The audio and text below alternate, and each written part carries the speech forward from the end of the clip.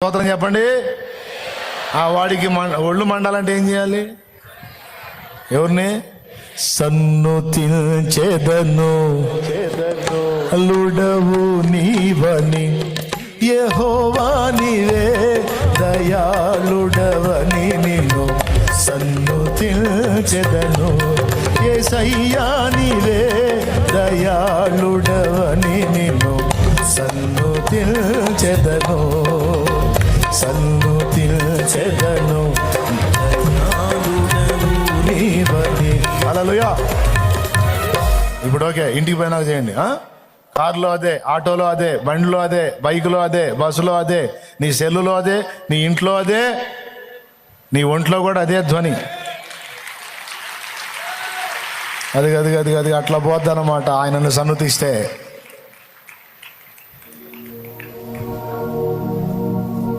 అది యేసయ్యా అనేసింది కేక, స్తోత్రం అనేసింది జంపు. ఏమా పిలిచామనుకుంటూ వచ్చాడు వెనక నుంచి. సర్వసత్యములో నన్ను నీవు నిలిపి ఆదరించిన పరిశుద్ధాత్ముడా, సర్వసత్యములో నన్ను నీవు నడిపి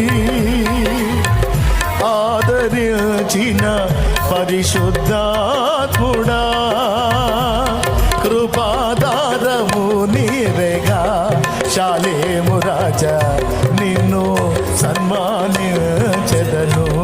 కృపాదారము నీవేగా శాలేము రాజా నిన్ను సన్మానించెదను, సన్నుతించెదను దయాళుడవు నీవని, యెహోవా నీవే దయాళుడవని నిన్ను సన్నుతించెదను.